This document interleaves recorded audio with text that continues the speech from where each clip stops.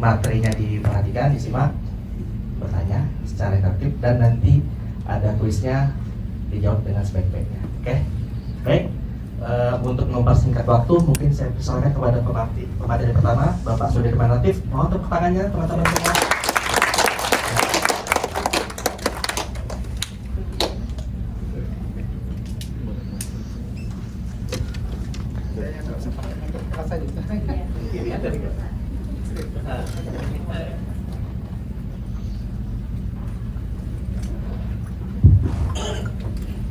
Baik, saudara-saudara sekalian, saya ingin menyapa dulu. Apa kabar? Baik.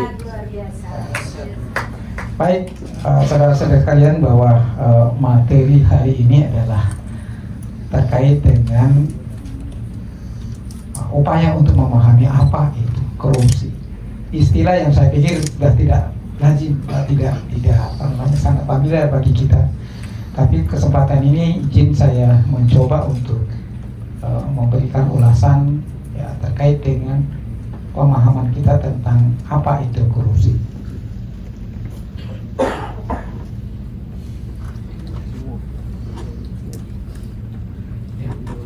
Secara etimologi, saya mencoba mengupasnya dari sisi etimologi dulu, bahwa berdasarkan Kamus Besar Bahasa Indonesia, korup dari istilah bahasa dari kata kerjanya berarti buruk, rusak, busuk, suka memakai barang ya, atau uang yang dipercayakan kepadanya dapat disogok atau ya, memakai kuasanya untuk kepentingan pribadi. Ini berdasarkan Kamus Besar ya, yang biasa menemukan kamus itu di perpustakaan. Ini pengertian korupsi ya. Jadi istilah korupsi dari bahasa kata dasarnya itu korup. Lalu kemudian korupsi itu sendiri apa? Yaitu penyelewengan atau penyalahgunaan uang. Jadi kalau tadi korupsi itu kata dasarnya berarti buruk, rusak, dan lain sebagainya. Nah, ini kata sifatnya, bahwa korupsi itu adalah penyelewengan atau penyalahgunaan uang negara, termasuk penyalahgunaan uang perusahaan dan sebagainya untuk kepentingan pribadi atau orang lain. Jadi bukan hanya yang bersangkutan, tetapi juga orang lain. Pengertian korupsi secara umum, beberapa pengertian dan pemahaman dari istilah korupsi ini berasal dari perkataan korupsi yang berarti kerusakan. Kemudian korupsi hampir identik dengan gejala masyarakat serba instan, dengan kata lain anomie of success. Semua serba instan. Bisa dibayangkan ya, kalau kita makan mie tinggal rebus langsung bisa. Seperti itu juga ya pemahaman terhadap bagaimana korupsi itu. Ya maaf, mungkin baru jadi pegawai tiba-tiba sudah dalam bayangannya mana saya beli mobilnya. Kalau ada harta daerah mungkin nggak ada masalah, tapi sih bisa diukur ya berapa kemampuan kita. Ini yang jadi pengen instan, semua jalan pintas dilakukan untuk bisa sukses. Korupsi bisa diartikan pula sebagai penggunaan kekuasaan dan atau kewenangan yang melebihi batas yang bisa diartikan sebagai perbuatan melawan hukum. Tidak hanya sebagai penggunaan kekuasaan, tetapi bisa juga penggunaan kewenangan, atau bisa dua-duanya. Ya bisa dua-duanya, bisa karena penggunaan kekuasaan, karena saya berkuasa, atau karena saya punya kewenangan, sehingga melakukan apa yang di luar batas kekuasaannya ataupun mungkin di luar batas kewenangannya. Dia gunakan itu untuk mendapatkan apa yang tidak menjadi haknya. Secara sosiologi, korupsi merupakan tindakan desosialisasi, yang suatu tindakan yang tidak memperdulikan hubungan-hubungan dalam sistem sosial. Bahwa manusia ini adalah makhluk sosial, homo hominidus. tidak bisa hidup sendiri. Lalu beberapa pendapat dari pakar saya coba angkat. Dari Gunnar Myrdal mengatakan bahwa korupsi merupakan kegiatan yang tidak patut yang berkaitan dengan kekuasaan, aktivitas pemerintahan atau usaha-usaha tertentu untuk memperoleh kedudukan secara tidak patut, serta kegiatan lainnya seperti penyongkokan. Nanti mungkin calon master yang lain akan mengurai secara detail apa itu penyongkokan, ya. Apa itu gratifikasi. Oleh mantan wakil presiden kita di tahun 70 juga sempat mengatakan bahwa korupsi sudah menjadi kebudayaan bangsa kita. Nah, hari ini dengan sosialisasi yang kita mengusung tema membangun budaya apa yang kita bangun? Tentu budaya yang kontroversi dengan pernyataan Bung Hatta ini, bahwa korupsi sudah menjadi kebudayaan bangsa kita. Ini yang kita lawan. Jadi budaya hanya bisa dilawan dengan perbaikan budaya. Gitu. Jadi pernyataan Bung Hatta ini bukan sekedar pernyataan, tetapi bagaimana upaya menggunakan segala daya upaya agar budaya anti korupsi itu, ya, budaya korupsi itu bisa dikikis habis, digantikan dengan budaya anti korupsi. Oleh Pak Saifuddin, Dr. Insinyur Saifuddin menyampaikan bahwa Allah telah memberikan berkah kepada manusia yang tercermin dalam kitab Al-Quran secara adil dan tepat. Makanya bila ada orang yang mengambil hak-hak orang lain, sama halnya dengan mengajak perang pada Allah dan Rasulnya. Demikian pentingnya ya bagaimana pemahaman kita untuk tidak mengambil hak orang lain. Masih di sisi pemahaman kita secara yuris hukum, bahwa perkataan korupsi semula hanyalah pengertian secara umum dan baru menjadi istilah hukum untuk pertama kalinya di dalam peraturan peradilan militer di tahun 57 tentang pemberantasan korupsi, di mana dituangkan di dalam konsideran dikatakan antara lain bahwa tidak adanya kelancaran usaha-usaha memberantas dalam perbuatan yang merugikan keuangan negara dan perekonomian negara yang oleh khalayak dinamakan korupsi. Lalu menurut Undang-Undang Nomor 3 Tahun 71, pengertian tidak pidana korupsi menurut Undang-Undang Nomor 3 Tahun 71 dalam pasal 1-nya,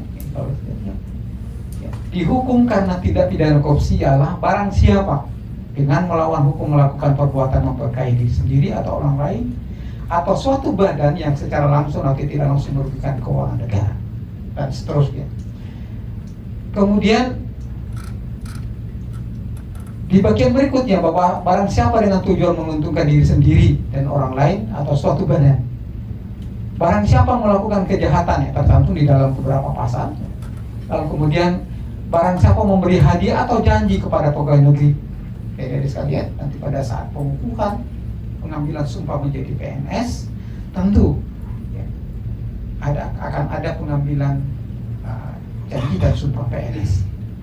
Yang saya katakan tadi di sambutan saya bahwa ketika masih CPN ada saatnya nanti ketika mau diangkat jadi PNS akan diambil sumpahnya. Nah, salah satu poinnya adalah tidak memberi hadiah atau janji atau tidak menerima hadiah atau janji. Barang siapa tanpa alasan yang wajar dalam waktu yang sesingkatnya telah menerima pemberian atau janji.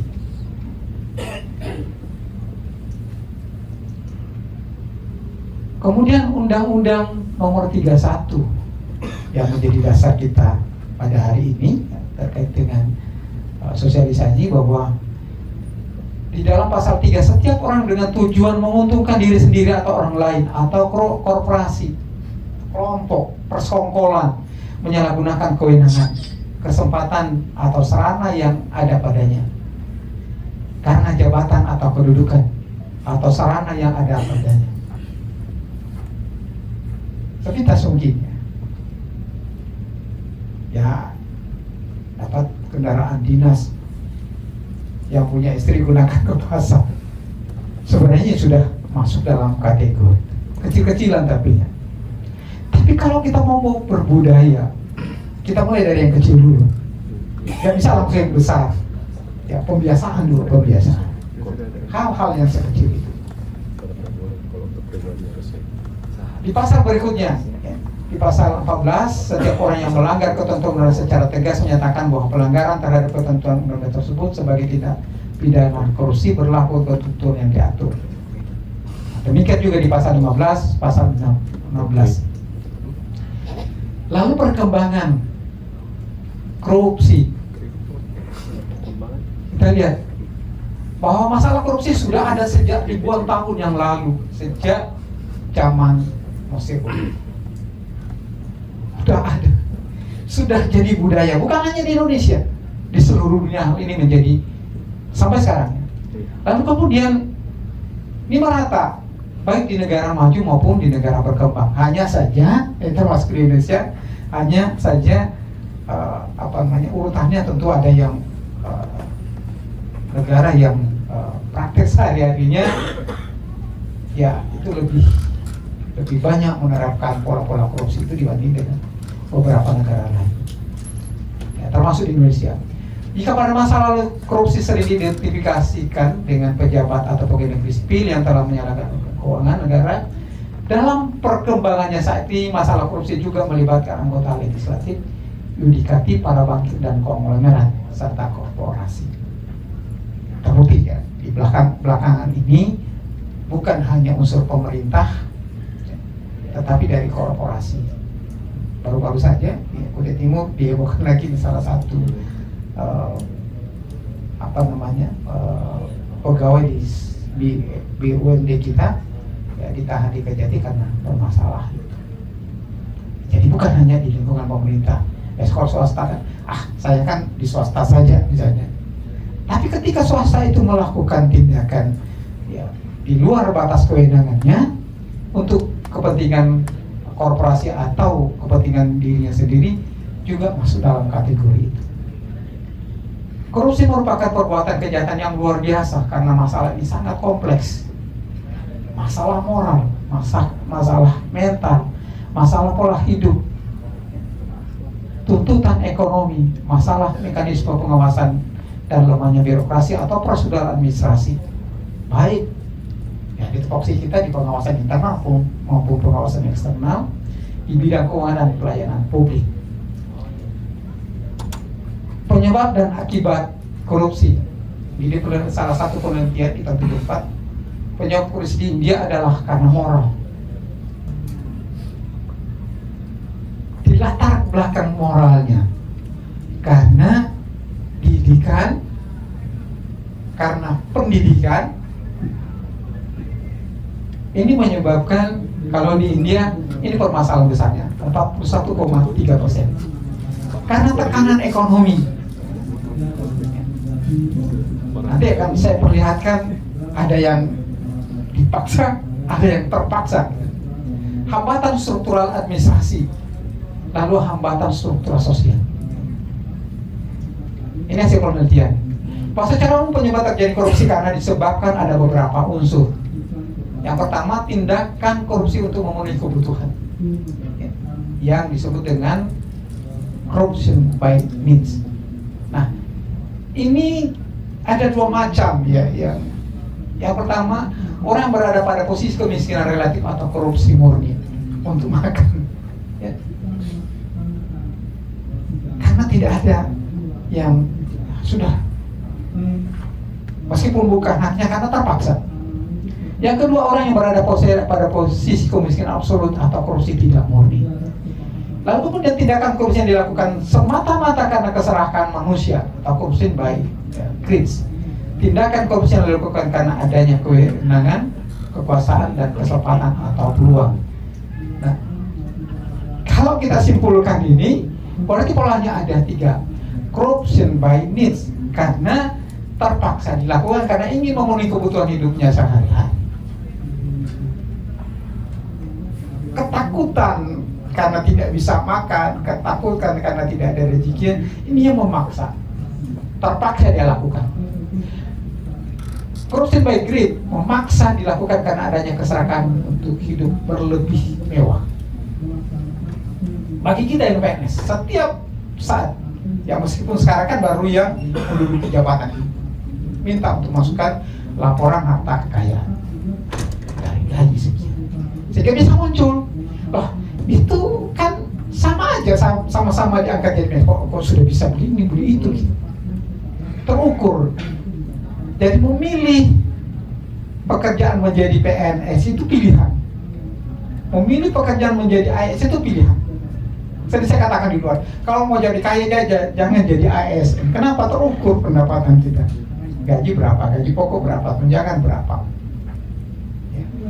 Meskipun ya mungkin ada pendapatan lain, tapi berkali-kali saya sampaikan, kita ada aturan. Kita tidak boleh jadi pegawai, jadi pengusaha. Ya cukup ASN sehingga akan terdeteksi berapa penghasilan. Korupsi by system dipaksa dilakukan karena kelemahan sistem, karena pola birokrasi kita. Udah ini tidak bisa jalan, di biro berapa memberikan, karena sistem birokrasi mungkin yang masih lemah sehingga itu dilakukan. 7 bentuk korupsi ya. Yang pertama karena merugikan keuangan negara. Purna. Ya biasanya kalau di temuan kita kan ada 2 ya. Karena permasalahan administrasi, dan yang kedua karena kerugian negara. Ini agak berat biasanya. Warisan-warisan masa lalu itu yang membuat TLHP kita masih rendah karena itu tadi purna. Kerugian negara yang mungkin relatif besar sehingga agak sulit kita selesaikan. Ya. Nah, itu yang saya sampaikan tadi, bahwa mungkin secepatnya kita kembali mengaktifkan majelis TTTGK untuk melihat itu, ya. Ketua majelisnya biasa Pak Sekda, untuk bagaimana, apakah itu perlu penghapusan. Tentu juga ada aturan-aturan yang tertentu, nanti kita upaya carikan risalah ingkrahnya di pengadilan negeri, apakah itu memang boleh dihapuskan atau ahli warisnya yang harus menyelesaikan. Jadi tidak berhenti di situ. Lalu kemudian suap menyuap. Nanti mungkin teman-teman calon faksi yang lain akan kita masuk ke Pak Fakur ya. Penggelapan dalam jabatan. Jabatan adalah amanah. Tapi sering jabatan digunakan untuk melakukan hal-hal, ya, tindakan-tindakan yang mengambil yang bukan haknya karena pemerasan. Berbagai macam trik-trik untuk melakukan pemerasan, dari yang halus sampai yang kasar-kasar gitu. Tantangan kita ketika mengaudit, ya, mengaudit, melakukan ancaman, kan kita punya kewenangan. Yang kita audit tentu secara ini berada di bawah tekanan, takut ya. Kita karena punya power ya bisa secara tidak langsung kita melakukan pemerasan seperti itu. Kecurangan, ya kecurangan pasti ya sudah bisa kita main. Benturan kepentingan dalam pengadaan. Nah ini tugas kita ya banyak. Ya di sini ada bagian pengadaan barang dan jasa. Hari Rabu kemarin yang minggu lalu kami ada di yang paling jadi sasaran adalah di bagian pengadaan barang dan jasa. Kenapa? Siapa tahu di sana ada titipan. Ini karena korporasinya, karena sama-sama mungkin kenal ya dengan perusahaannya. Saya dimenangkan. Bisa jadi begitu di benturan kepentingan dalam pengadaan barang dan jasa. Dan terakhir gratifikasi. Secara detail nanti Pak Kopar akan menjelaskan itu. Sederhana sekali gratifikasi itu. Sederhana sekali. Kenapa? Di sistem birokrasi kita memungkinkan itu dilaksanakan. Baik sistem birokrasi kita yang terkadang munculkan itu harus halus. Tapi kalau kita mau membangun budaya, yang kecil-kecil dulu itu diselesaikan gitu. Nggak bisa langsung besar. Ya, kalau kita yang besar seperti menantang ombak. Nah, akan lebih baik kalau kita selesaikan yang kecil-kecil dulu, sehingga mulai dari yang kecil-kecil itu. Penyebab utama korupsi di Indonesia ya karena rendahnya gaji pegawai negeri. Saya kebetulan masuk dalam tim TPUP ya, tambang Bangau. Gaji kita kan hampir rata itu. Selisih antara golongan terendah 1A ya dengan yang 4E sedikit sekali. Paling besar di angka 3,3%. Gak banyak, gak terlalu banyak. Nah solusinya lalu kita cari formula lain, gaji pokoknya oke, standarnya seperti itu, lalu dicarikan jalan bagaimana caranya yang halal digunakan, dibuatlah formula PBB yang kita berharap nanti akan larinya ke tunjangan kinerja, tambahan penghasilan yang alhamdulillah apa yang kita dapatkan itu diputuskan di ruangan saya yang P3K naik lumayan signifikan dari plat 4 juta ke angka 6 sampai 7 juta gitu ya. Nah nanti saya masih terus mengupayakan ini agar di 2026 ini kalaupun naik ya kita upayakan seperti itu, tapi kalaupun turun ya tidak signifikan, terlalu signifikan turunnya. Yang berikutnya adalah lemahnya komitmen dan konsistensi penegakan hukum dan peraturan perundangan. Ini yang juga menjadi salah satu poin ya, penyebab utamanya. Lalu ketiga adalah kondisi lingkungan kerja, tugas jabatan dan lingkungan masyarakat yang merangsang timbulnya korupsi. Kenapa? Karena budaya itu tadi, apa yang dinyatakan oleh Bung Hatta, bahwa korupsi itu sudah menjadi budaya. Nah sehingga pernyataan ini bukan hal yang tiba-tiba muncul, karena beliau melihat bahwa hal-hal kecil dalam praktek-praktek ya, dalam melaksanakan tugas itu membeli jalan untuk bagaimana mengambil yang bukan haknya sekecil apapun ya. Sekecil apapun di kantor kita sudah pahami gitu, kita lihat yang mahal rasanya ada yang perlu saya buat di rumah, lalu ada kertas di kantor kita bawa pulang, itu untuk kepentingan ini kecil, oh itu kan kecil aja Pak, iya, tapi itu bagian dari budaya yang kecil-kecil itu. Nah sehingga bagaimana membangun budaya kerja ini hal yang sepele yang kita lihat ya. Biasa oleh KPK kemarin waktu kita dapat arahan di Inspektorat Provinsi, ya saya contohkan tadi, mungkin tidak sengaja ya kendaraan dipakai, kalau suaminya kendaraan suaminya kendaraan dinas dibawa, termasuk kendaraan yang dibawa pulang ke rumah, begitu. Jadi hal-hal yang sepele sebenarnya. Hanya saya kelas, Pak, kebetulan PNS Kutai Timur kan banyak yang tinggal di Samarinda. Nah kalau sekarang agak susah nih, bagaimana bolak-balik? Itu hanya pembenaran apa yang sebenarnya salah kita lakukan, membenarkan apa yang salah, tapi sebenarnya nggak boleh. Kenapa seperti itu? Kita terlalu banyak toleransi terhadap budaya-budaya yang apa disampaikan Bu Hatta tadi. Kemudian mekanisme pengawasan internal di semua lembaga perbankan, keuangan dan birokrasi belum aman. Masih terlalu banyak toleransi di kita. Kemudian lemahnya keimanan, kejujuran dan rasa malu. Nah itulah nanti mungkin di ini kalau ada slogan oleh KPK itu Jumat bersepeda kakak. Jadi jujur, mandiri, tanggung jawab, bersih. Apalagi satu? Berani dan kerja keras. Kerja keras, adil dan kerja keras. Ya, ada semua yang Jumat bersepeda kakak, jujur, mandiri, tanggung jawab, kemudian berani mengambil sikap, berani meninggalkan yang kecil-kecil tadi. Karena kalau tidak mulai meninggalkan yang kecil-kecil tadi, yang besar akan menjadi kebiasaan. Hal yang besar karena biasa. Ini kan lemahnya iman, rendahnya integritas dan profesionalisme. Itu sebabnya beberapa kali ketika saya memimpin apel pagi, selalu saya tekankan keberadaan kita di inspektorat titik tumpunya ada di konsep di kemampuan kita untuk menjaga integritas kita.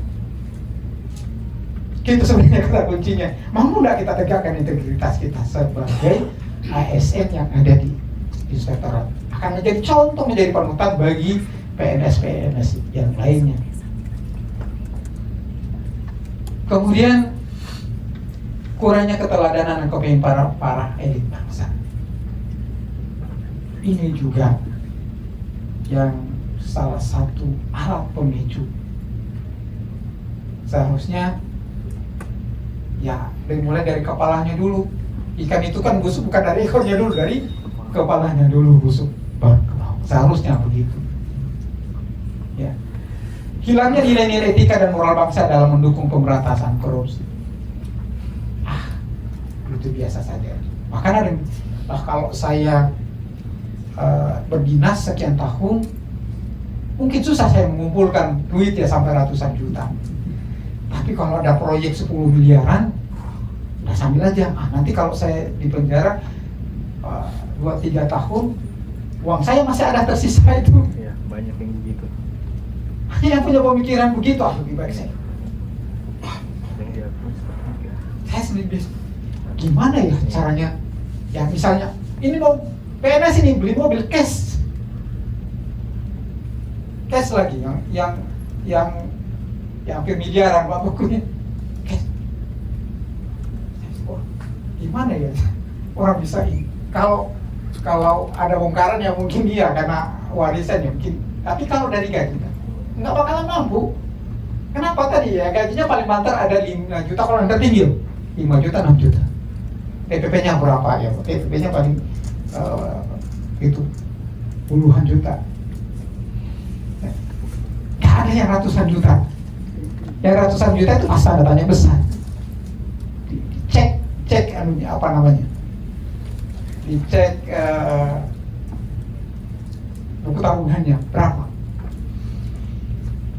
Kenapa? Karena tidak dimulai dari itu tadi, dari kejujuran.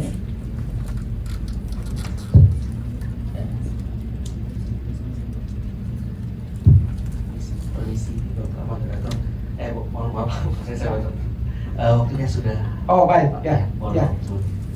Baik. Jadi poin-poin yang saya sebutkan tadi saya close jadi nanti. Ya, ini karena belum terwujud masyarakat yang adil dan makmur dan sejahtera. Salah satu penyebabnya karena itu tadi budaya korupsi. Saya selesaikan yang ini. Terdapat jumlah angka kemiskinan dan angka pengangguran makin meningkat. Penyebabnya di situ. Lalu kemudian tidak adanya kepercayaan dari penanam modal luar negeri terhadap kinerja aparatur pemerintah. Kenapa? Karena birokrasi kita terlalu berbelit. Masuk perusahaan mie ke daerah kita yang minta dulu berapa bagian saya, gitu ya. Nah saya kira itu ada sekalian yang intinya bahwa satu kata kunci bagi saya di dalam membangun budaya kerja anti korupsi itu apa? Ayo mari kita jujur ke hati nurani sendiri. Karena yang tidak pernah berbohong itu kan hati. Jujur. Biasakan bangun kejujuran di internal, di rumah tangga kita. Nah, kalau boleh saya berikan tips, ya maaf, saya punya ATM misalnya, ini yang selalu saya ingat. Anak saya harus tahu semua PIN ATM. Ya, saya butuh berikan nanti. Jadi saya ATM saya tahu semua di rumah itu. Anak-anak saya kalau ini, ya, kalau ada isinya ambil. Nggak pernah saya tekan itu. Jadi anak saya tahu, mulai dari yang mulus sampai yang. Kenapa? Saya ingin melatih anak saya jujur. Ya, ada saya ambil tadi. Jadi dia akan tahu berapa kemampuan yang membiasakan itu kejujuran itu. Jujur dulu. Ya. Nah, saya kira itu ada sekalian yang dapat saya sampaikan. Intinya, ayo kita pegang apa yang disampaikan oleh Bung Hatta tadi. Ya. Lalu kita kaitkan dengan tema besar yang kita angkat, bagaimana membangun budaya kerja anti korupsi. Kalau pernyataan Bung Hatta itu bahwa korupsi sudah menjadi budaya bangsa Indonesia, maka hari ini kita berkomitmen membangun budaya kerja pakai anti korupsi. Hilangkan budaya korupsinya, ganti dengan budaya kerja anti korupsi. Saya kira itu yang dapat saya sekali lagi. Ya, ayo tetap kita semangat, tegakkan integritas, bangun kejujuran itu. Demikian wabillahi taufiq wal hidayah. Wassalamualaikum warahmatullahi wabarakatuh. Terima kasih Master atas materinya, luar biasa sekali. 30 menit tidak terasa sama sekali kan.